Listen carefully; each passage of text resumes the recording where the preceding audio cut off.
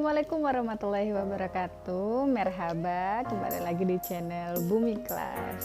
Ya, gimana kabarnya anak-anak? Baik? Gimana? Baik? Oke, alhamdulillah.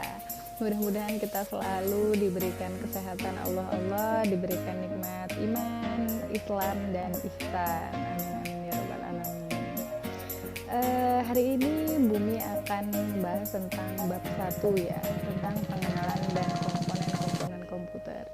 Tentunya tidak lazim bagi kita apabila kita belajar komputer ya, akan tetapi kita tidak tahu apa sih sebenarnya onderdil dari komputer itu, terus kemudian alat-alat apa sih yang support untuk mendukung kinerja komputer. Tentunya kita harus tahu alat-alat itu. Maka dari itu di sini Bumi akan mengupas tuntas tentang alat-alat yang akan kita gunakan yang mendukung juga dalam nanti kita belajar komputer. Nah, ini Bumi sisipkan juga ada profil Bumi, boleh banget tuh ya dibaca. Kata pepatah mengatakan tak kenal maka tak sayang maka tak cinta maka kenalan dulu dong ya tentunya. Ya boleh dibaca-baca, dilihat track record Bumi itu dari mana. Ya tidak lengkap rasanya kalau kita belajar tidak ice breaking, apalagi kelas-kelas panas gini ya. Aduh, ngantuk, pusing, pasti banyak banget distraksi yang muncul yang buat kita kehilangan fokus untuk belajar. Jadi mari yuk kita ikutin, kita coba ice breaking kita kali ini. Check it out. Miskin dan kaya ayo kewer kewer, tua dan muda ayo kewer kewer, semua gembira ayo kewer kewer, kewer kewer kewer kewer kewer kewer, kewer kewer kewer kewer kewer kewer, kewer kewer kewer ayo goyang kewer kewer. Itu hak asasi, senang susah tak peduli. Goyang jangan dikriminalisasi. Ayo kewer-kewer bersama kami. Goyang itu demokrasi, miskin kaya tak peduli. Goyang jangan diintimidasi. Ayo kewer-kewer bersama kami.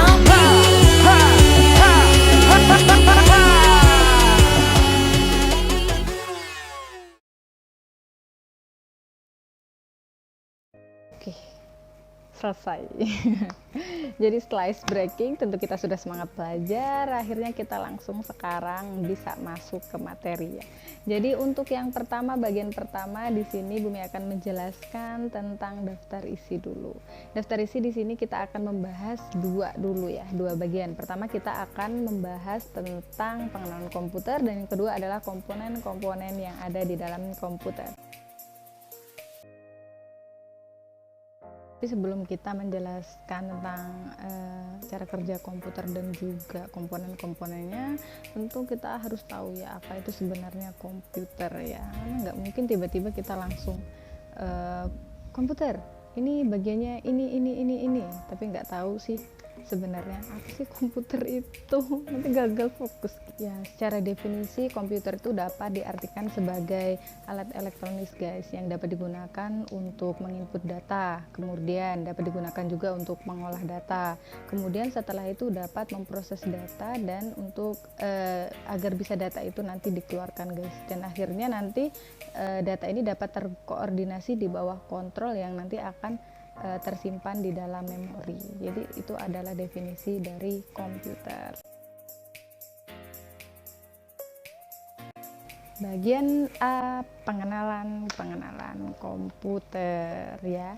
Untuk pengenalan komputer di sini ya, komputer itu berdasarkan cara kerjanya dibagi menjadi 4 bagian guys.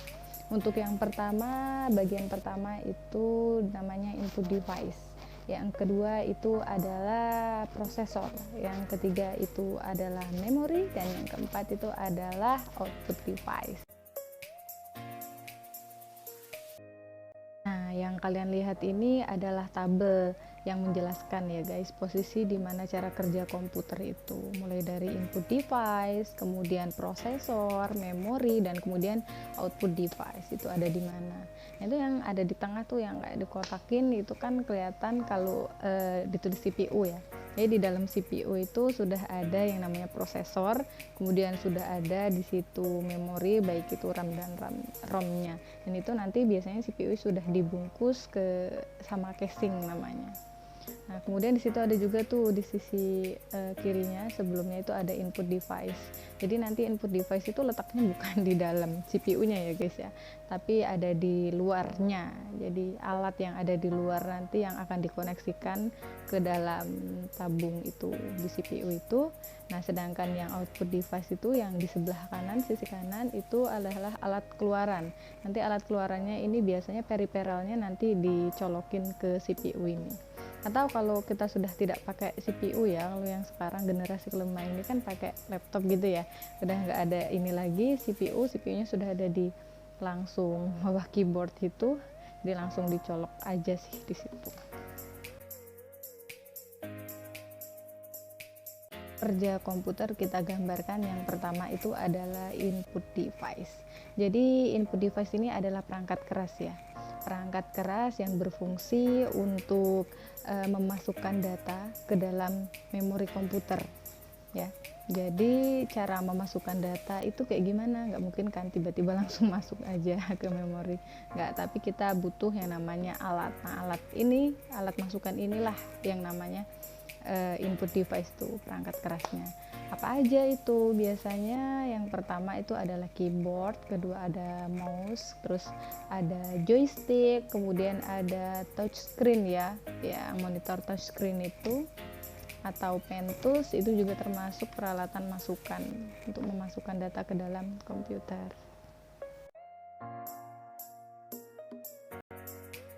Selanjutnya adalah komponen yang paling penting dalam komputer, karena komputer ini tidak akan berjalan apabila tidak ada yang namanya cara kerja yang ini, yaitu prosesor. Prosesor itu biasanya juga disebut sebagai kepala komputer atau otak komputer, karena segala aktivitas yang ada di komputer nanti ini akan diatur oleh si otak komputer ini. Lalu otak komputer ini apakah ada bagiannya? Tentu ada. Prosesor yang pertama itu disebut sebagai CPU atau control unit, yang kedua itu ada arithmetic logic unit ALU, dan yang ketiga itu adalah RU ya guys, register unit. Jadi dari tiga kepala ini prosesor tentu mempunyai fungsi masing-masing, tidak sama, walaupun ya sama-sama otak ya samanya kayaknya itu deh, tapi kalau untuk fungsinya itu beda kayak gitu, beda lebih ke kalau umpamanya si ini nih CPU nih, komponen utama yang mengontrol semua perangkat pada komputer mulai dari input, output, kemudian proses ya guys ya, ini yang kontrol si CPU nih. Kemudian si arithmetic logic unit ALU ini bagian dari prosesor yang khusus mengolah data aritmatika, menambah, mengurang, dan lain-lain, atau perbandingan yang biasa kalau kita sering kerja Excel ya guys.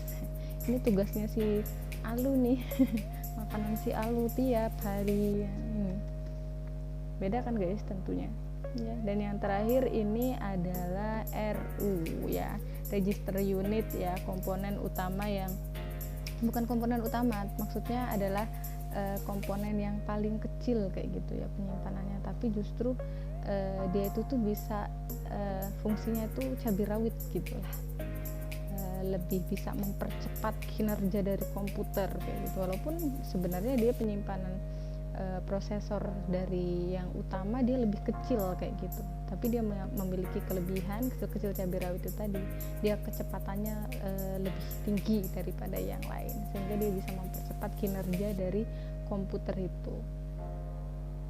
Kalau saya biasanya kalau kita analogiin ya, kalau aku ngasih contoh biasanya aku nyebutin kayak kalau kamu lihat lampu merah itu ya, kira-kira kamu berhenti atau terus kayak gitu.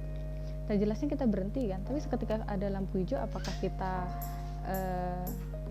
berhenti? Tidak kan, jelas kita lanjutkan kalau hijau. Ya, itu adalah salah satu tugas dari si CPU ini sebagai rambu, sedangkan kalau untuk si Alu ini lebih ke, aku ngarahnya kayak pelang jalan gitu, untuk mengarahkan kepada kita kalau oh ini khusus bagian hitung-hitungan, ini khusus bagian aritmatika, angka, perbandingan dan lain-lain gitu.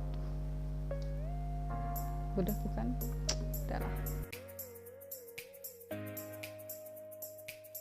Merek dan cara kerja prosesor. Untuk yang pertama, merek prosesor. Ayo, ada yang tahu apa itu merek-merek prosesor? Ayo, punya kamu, laptop kamu pakai prosesor apa? HP kamu pakai prosesor apa? Ya, jadi untuk yang pertama merek prosesor ya guys. Kalau Mimin sendiri pakai Intel ya guys, karena Intel itu debak pokoknya. Jadi contoh-contoh merek prosesor yang itu banyak terjual di kalangan masyarakat ya, itu ada beberapa ini yang bisa kalian lihat. Seperti yang pertama ada Intel yang biasa dipakai sama mahasiswa, siswa, guru ya, karena enak banget, turbo-boost banget pokoknya. Inilah untuk pengolah perkantoran, enak banget. Kemudian yang kedua ada nih AMD Advanced Micro Device ya, aku waktu itu sempat pengen beli loh guys yang AMD ini. Karena apa? Karena ini support banget ya kalau untuk kamu pecinta game, kalau kamu butuh ya resolusi dari game kamu itu yang besar yang bisa kelihatan jernih, terus juga ditambah stabilizernya oke ya, RGA anti redon nih guys ya, yakin nggak ngelek-ngelek, nggak kaleng-kaleng, beli AMD. Atau ada IBM nih, International Business Machines Corporation ya, ini produksinya apa, Pentium 2 sih, tapi jarang sih orang guna-gunain yang kayak gini sih, lebih banyak ke Intel ya, karena yang aku temuin ya nggak jauh-jauh dari Intel guys, AMD paling itu, Apple kayak gitu, ada Apple juga, terus ada IDT juga. Nah, cara kerja prosesor itu bagaimana nih? Tadi kan udah aku jelasin sebenarnya ya, kalau itu sudah secara signifikan ya. Kalau ini secara general, secara umum bisa digunakan untuk melakukan operasi matematis ya. Terus bisa mindahin data dari satu lokasi ke memori lokasi lain, itu tugas si prosesor juga. Mengambil keputusan serta melompat ke instruksi lain, itu juga termasuk kinerja dari si prosesor ini ya guys. Jadi tidak mungkin kalau kamu mau pindah ke folder A ya, nggak mungkin kalau umpamanya kamu pindah ke folder B dia larinya ke folder C, nggak mungkin. Dia tidak akan salah komputer ya, kecuali memang softwarenya ada yang bermasalah. Itu sih. Selanjutnya ada memori guys. Jadi memori itu adalah media penyimpanan yang ada di dalam komputer guys. Bisa jadi di sini nih guys, nih. Terus juga ada yang generasi keempat itu di CPU guys, yang kayak gambar di atas tadi, itu letak penyimpanannya ada di dalam CPU itu yang sudah terbungkus dengan casing. Nah, memori ini ada dua jenis ya guys. Pertama namanya ROM, yang kedua itu RAM. Nah, yang ROM itu adalah kepanjangannya read only memory. Kalau untuk tugasnya mereka ini sebenarnya beti-beti ya. Yang namanya memori sama-sama buat penyimpanan, tapi dia lebih spesifikasi kalau untuk ROM. ROM itu untuk penyimpanan yang cuman bisa dibaca doang ya guys, kayak gitu. Nggak bisa dihapus, nggak bisa di apa-apain ya, ada lah gitu sampai mati gitu, itu di ROM. Sedangkan kalau untuk RAM itu enggak, dia memori ini masih bisa dihapus, bisa juga ditambahin lagi kalau untuk si RAM ini. Kemudian untuk kelebihan si ROM ini juga kapasitas penyimpanannya dia jelas lebih besar daripada si RAM guys, karena apa namanya dia tuh paten ya, nggak bisa diganti-ganti, jadi makanya dia pasti itu lebih besar, karena internal itu harus lebih besar. Mungkin kalau di HP biasanya kita menyebutnya sebagai internal ya, karena itu adalah memori yang paten. Terus juga kalau untuk si ROM ini ya guys, ketika kamu umpamanya pingin ngambil data, kamu pengen ngambil foto atau video ya, ketika kamu mengambil itu maka data itu akan masuk ke dalam memori si ROM ini guys, dan itu tidak akan hilang kayak gitu ya, kecuali kamu hapus ya. Tapi maksud Bumi adalah apa yang kamu tangkap itu, apa yang kamu masukkan itu akan masuk ke si memori ROM ini. Sedangkan kalau untuk di RAM itu nggak kayak gitu guys. Kalau RAM ini maunya agak bandel. Ini RAM kaya ya, soalnya ya kalau nggak ada koneksi internet dia nggak mau nyimpen ya. Contohnya apa, ketika kamu update software, nah itu kan nanti kamu ada perubahan data tuh, merubah data, update data. Nah, ini di sini nih tugas dari si memori ini di sini nanti untuk menyimpan kembali data yang baru kayak gitu. Kalau untuk yang foto itu di ROM itu tadi. Tapi ada juga contohnya ketika kamu membuat dokumen, kemudian kamu lupa ya nggak save dokumen itu, contohnya kamu bikin di dokumen Word gitu. Nah kamu lupa nih nggak save itu tadi, nah akhirnya dia kan tergantung tuh ya antara sebenarnya sudah masuk atau belum kayak gitu. Jadi nanti ini yang mempertahankan adalah si RAM ini, dia akan menyimpan sementara sampai akhirnya nanti ada keputusan kira-kira mau di save atau komputer ini dimatikan. Dan kalau komputer dimatikan jelas data ini akan hilang, tapi sebelum hilang pasti biasanya itu nanti muncul pop up ya, simpan dokumen atau hapus dokumen. Jadi tenang aja buat kalian, tidak akan hilang selagi ada ROM dan RAM.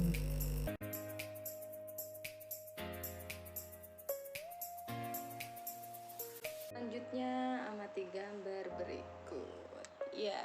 Selanjutnya kita akan membahas tentang apa komponen-komponen yang ada di dalam komputer.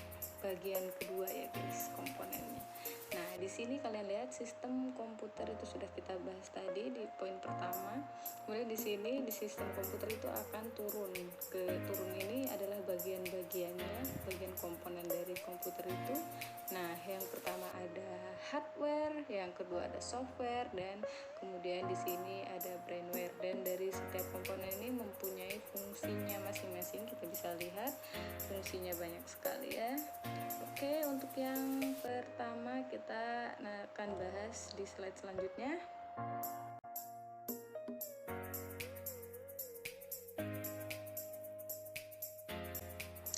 Untuk yang pertama kita akan membahas tentang hardware atau perangkat keras guys ya. Perangkat keras itu apa sih? Ya jelas, perangkat keras itu yang ya kalau kita ketok keras. Perangkat keras ya guys. Jadi perangkat keras itu merupakan peralatan fisik dari komputer yang dapat kita lihat dan yang kita rasakan. Kita bisa lihat monitor, kita bisa lihat mouse, kita bisa lihat apalagi guys, CPU, kita bisa lihat apalagi flash disk, hard disk, printer. Nah, kita bisa lihat itu semua. Nah, itu semua adalah perangkat keras. Dan perangkat keras ini ada bagian-bagiannya lagi guys, ada kamar-kamarnya lagi. Nah di sini ada 5 kamar. Untuk yang pertama itu kayak yang tadi ada input device, ada output device. Alatnya itu apa guys di perangkat keras ini? Jelas kalau input device itu masukan kayak keyboard contohnya. Kemudian keluaran apa? Printer contohnya. Kemudian yang kedua ada storage device, perangkat penyimpanan. Nah yang untuk menyimpan perangkat yang keras itu apa yang bisa kamu getok itu? Contohnya disket, hard disk itu. Yang selanjutnya monitor screen, sarana menampilkan apa yang kita ketikkan di papan keyboard ya. Nih contohnya nih, ini namanya adalah monitor screen. Keras kan? Ya itu juga termasuk perangkat keras. Selanjutnya adalah casing unit. Nah casing unit itu apa ya? Jadi di UPS, di PC, kemudian di komputer ya namanya ini ya guys ya. Ini adalah casing ya, atau kerangka atau baju sih lebih ininya ya, lebih mudah dipahaminya, baju dari komponen-komponen komputer kayak gitu. Yang terakhir adalah CPU atau Central Processing Unit, jelas otak komputer. Kita bisa lihat yang tadi bentuknya kotak, untuk bisa colek-colek peripheral. Otak komputer kan keras guys ya, bukan lunak, jadi bisa kita lihat, bisa kita rasakan. Itu adalah perangkat keras. Kuncinya cuman kita bisa lihat, kita bisa rasakan kalau kita ketok keras.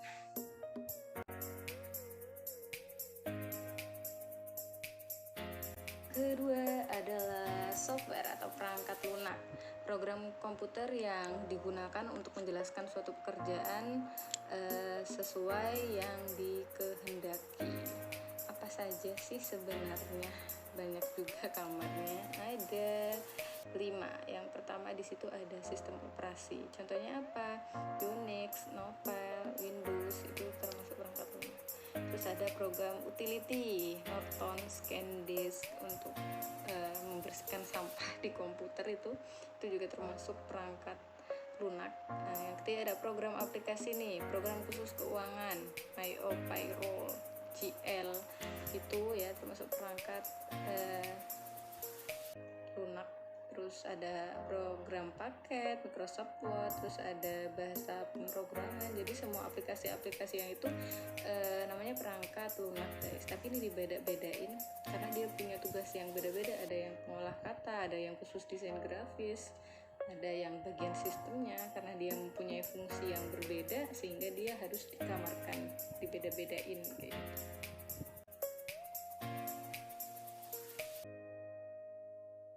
Yang terakhir adalah brainware.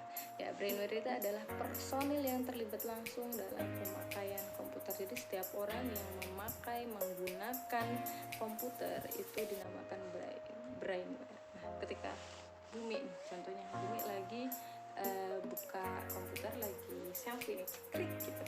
Nah, kira-kira apakah Bumi sedang mengoperasikan komputer? Ini disebut brainware, ya? Ya, benar. Jadi tentu ibu bisa disebut sebagai brainware karena ibu sudah memenuhi kriteria ya. Kriterianya apa ya ini? Personil terlibat langsung, ibu pegang, ibu pakai, selfie lagi. Berarti ibu di sini sebagai brainware pelaku. Nah, pelaku brainware itu tentu banyak, pokoknya semua orang yang megang kayak itu brainware.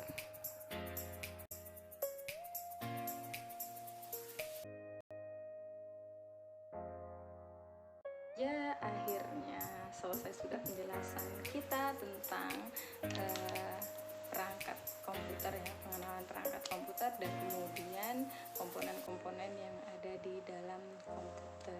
Nah, sebelum kita sampai di akhir penjelasannya di kesimpulan, tentu lebih baik jika kita mempertajam pengetahuan kita tentang apa itu komputer.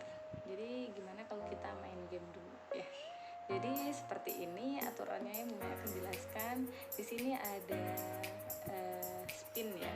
Jadi nanti ketika ibu klik spin itu nanti akan berkeliling ya. Spin itu akan berkeliling. Di situ sudah tertera angka 1 sampai 10 karena jumlah siswa kita ada 37-an ya.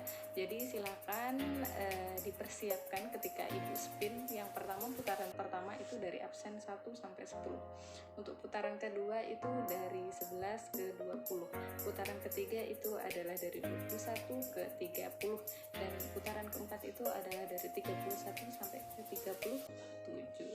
Nah, jadi ayo kita coba ya biar lebih enak kayak gitu. Nah, kalau kita coba itu kita bisa merasakan secara langsung. Pertama kita spin. Ya, akhirnya nomor ini yang kita lihat ya. Ya, akhirnya nomor 3 Rangga. Yuk silakan Rangga, kita lihat pertanyaannya ya. Jelaskan pengertian komputer. Tadi sudah Ibu jelaskan ya. Sekarang Ibu minta coba jelaskan lagi apa sih komputer tadi?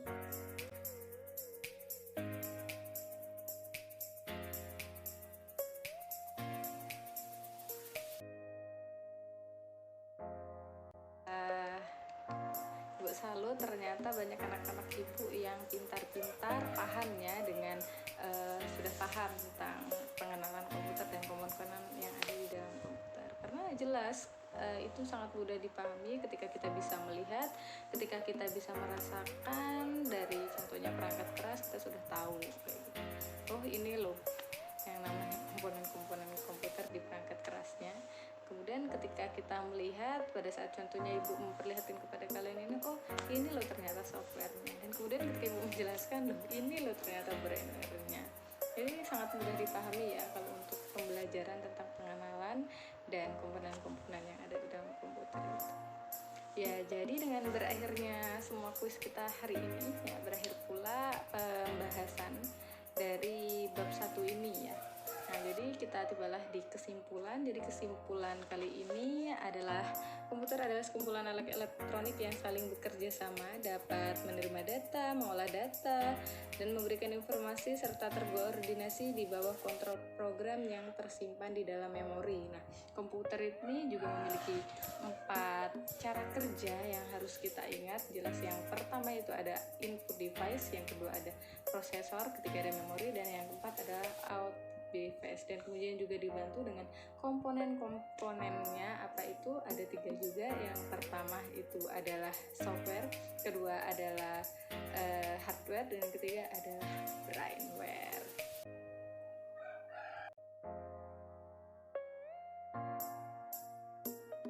Zikir, fikir, dan amal soleh, zikir, fikir, dan amal soleh, zikir, fikir, dan amal soleh. Allahumma la fiqh ila. Assalamualaikum warahmatullahi wabarakatuh.